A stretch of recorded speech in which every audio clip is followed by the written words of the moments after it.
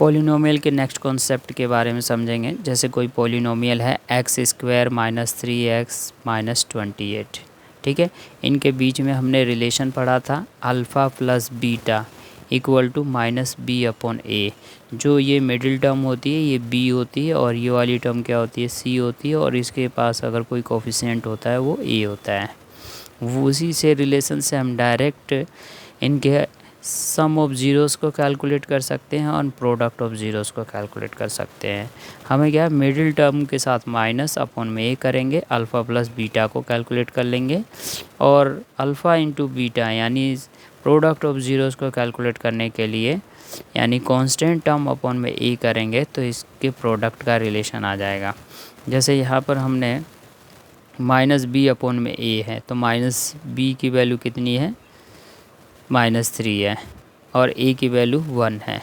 यहाँ पर कोई वैल्यू नहीं है तो इसको 1 है, और b की वैल्यू ये -3 है, तो यहाँ पर हमने वैल्यू को पुट कर लिया और इसको सॉल्व किया तो क्या आया, +3।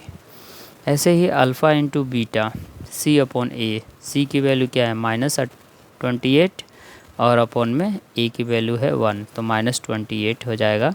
Product of zeros and sum of zeros ये होगा।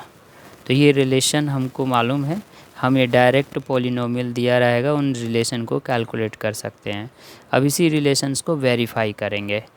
जैसे ये कोई पॉलिनोमियल है x² - 3x - 28, जो ये पॉलिनोमियल है, इसी पॉलिनोमियल के जीरोज़ को कैलकुलेट करेंगे।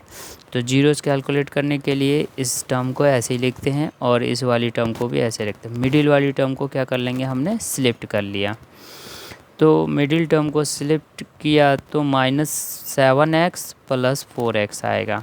इनको सॉल्व करेंगे तो यही -3x बनेगा, क्योंकि -7x प्लस माइनस का है और +4x प्लस का है, तो माइनस प्लस माइनस होगा, इसकी वजह से ये कितना हो जाएगा, -3x होगा। अब हमारे पास 3 टर्म से 4 टर्म्स मिल गई है स्लिप्टिंग करने के बाद।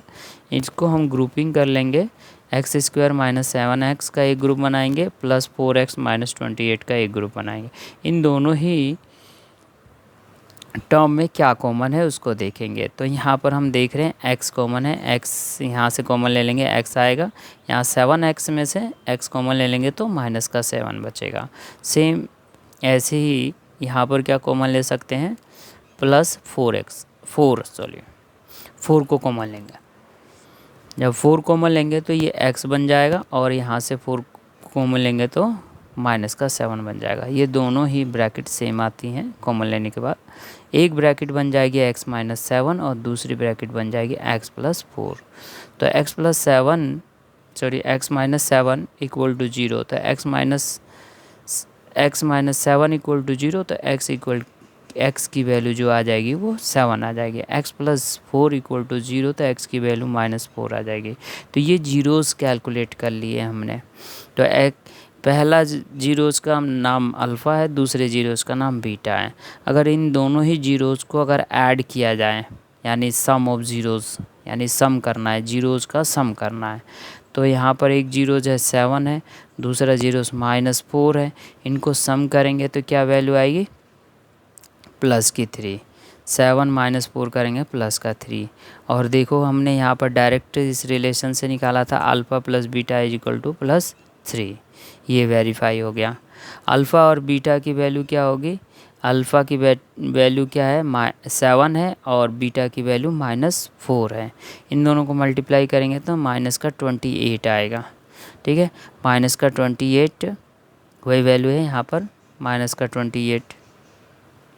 ठीक है, और इसको यहाँ पर -28 ये आया था ना, c/a करके निकाला था।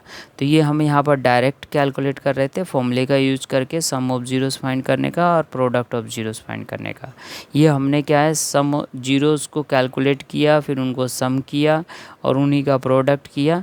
तो ये दोनों ही क्या हैं, सिमिलर हैं, मतलब एग्जैक्टली एक ही चीज़ है।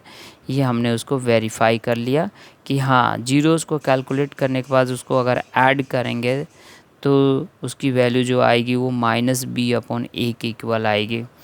और उन्हीं दोनों जीरोज़ का अगर प्रोडक्ट करते हैं तो उनकी वैल्यू C/A यानी -28 आएगी।